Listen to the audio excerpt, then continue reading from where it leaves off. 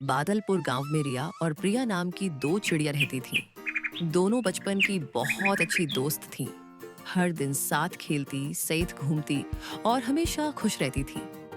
ऐसे ही खेलते कूदते समय बीत गया और धीरे धीरे दोनों बड़ी हो गई। रिया एक छोटे गरीब घर से थी, जबकि प्रिया एक बड़े अमीर घर से थी।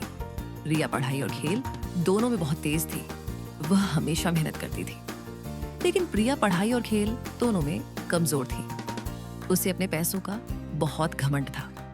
वह हमेशा सोचती थी कि आगे गरीब लोग उसका मुकाबला कभी नहीं कर सकते। देखते ही देखते परीक्षा का समय आ गया।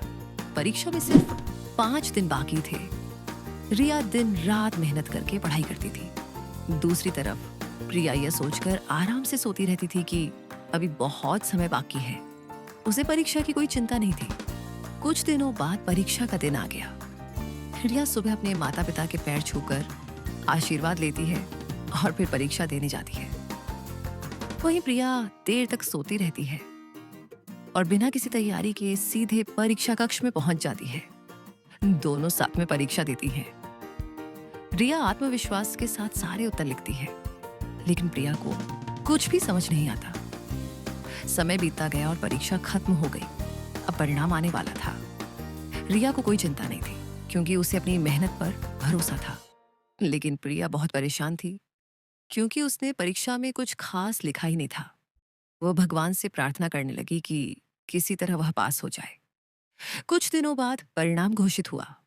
रिया पूरे जिले में प्रथम स्थान प्राप्त करती है।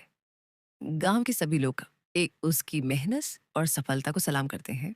दूसरी तरफ प्रिया परीक्षा में असफल हो जाती है। लोग उसका मजाक उड़ाने लगते हैं। तब उसे अपनी गलती और घमंड का एहसास होता है। इस कहानी से हमें सीख मिलती है कि कभी भी पैसों का घमंड नहीं करना चाहिए।